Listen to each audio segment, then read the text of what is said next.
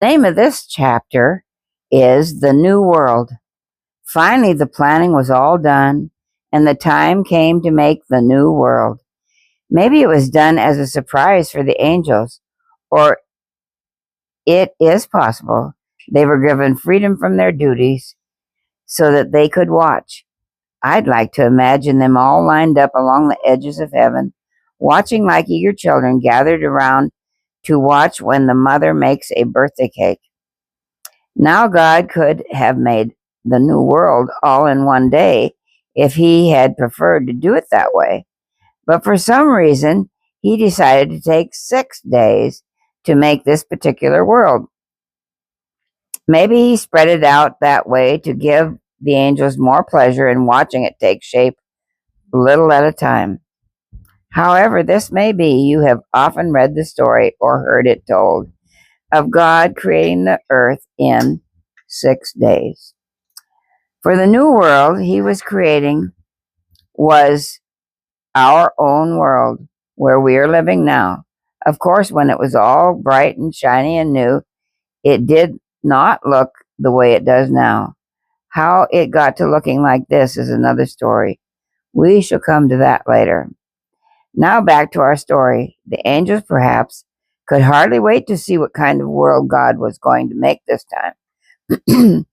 God the Son was the speaker, and when he said, "Let it be," or "Let it happen," why, things suddenly appeared and happened just as he had them pictured in his mind. First, God made light. At the end of the first day, the earth itself was no more than a kind of giant ball of mud. The second day, a blanket of air was wrapped around all the earth. The third day, things began to look quite exciting. First, there must have been a considerable stirring on the surface of the earth, for the water and the soil were being separated from each other. Soon there were large areas of dry land, and the water was gathered into lakes and rivers. Then all over the earth something began to come out of the ground. It was tiny green plants. They grew and grew until by the end of the day, the land was covered with grass and trees and flowers. How the angels must have rejoiced to see how beautiful the new world was. At the end of each day, they must have talked excitedly, wondering what would God do the next day. Then the fourth day, and God said, "Let there be lights in the firmament." The sun, moon, and stars would give heat and light, and also measure time into day and night, months and years. Everything was lovely to look at, but it was so quiet. Not a sound to be heard, not a thing moving, not even so much as one tiny bee buzzing or flying around. The fifth day came, and God the Son spoke, as he had every day. As the angels watched closely, they saw a busy stirring in the waters. Why, there were fish, thousands of them, and the air was alive with bees and butterflies, and the woods were astir with beautiful birds. No longer was the world wrapped in silence, for hum of insects and song of birds filled the air. Now it was the sixth day. What more would God do? When the word was spoken, animals appeared over the land, all kinds of animals, from the tiniest creeping creatures to giant elephants. But God was not finished yet. I can imagine the Father and the Son smiled at each other as over a pleasant secret. Then there was something special. There appeared before the wondering gaze of the angels a new being. He was a man, fine, tall, and very handsome. The man appeared happy as he looked around and found himself in such a beautiful place. Then let us imagine that God the Son stepped up to show the new man around. As the man looked at each creature, he knew right away what to call it. "Why, there is a bluebird," he said, "and here on the grass beside me is a sheep." God was pleased at this, because it proved that the man's brain was working perfectly, just as he had intended it should. when he made the man. Also, the man noticed that every creature had a mate, but he was the only one of his kind. That pleased God too, for he had a pleasant surprise in mind for him. God put the man to sleep and took a little piece of bone, a rib from his side. From this he made a mate for the man. When the man awoke, there was a beautiful woman nearby. Their eyes met, and they knew at once that they had been made for each other.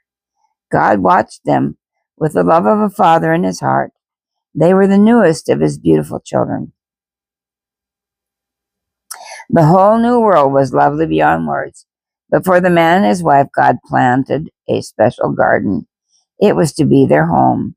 It was like living in a park, but one thing was added to his home that had never been placed in other worlds when they were created. It was a certain tree.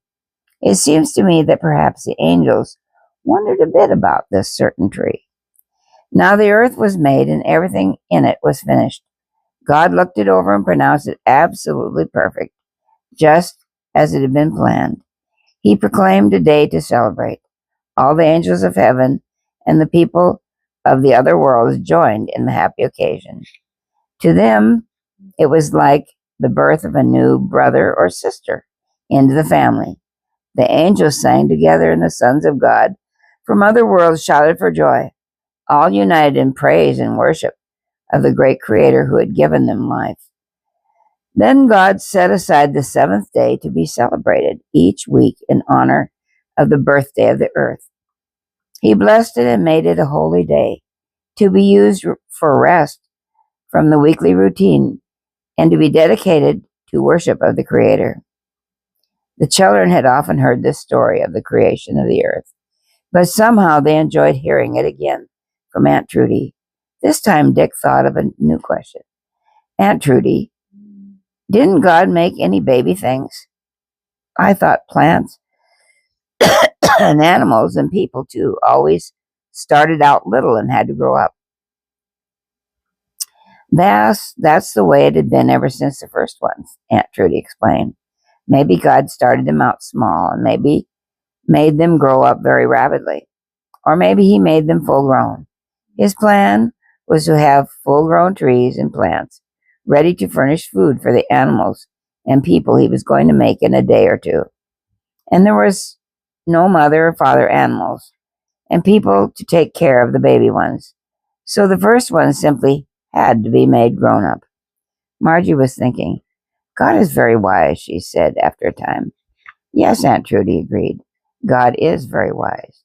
He really had everything planned, said Dick, his thoughts still on the answer to his last question. Yes, he did, said Aunt Trudy.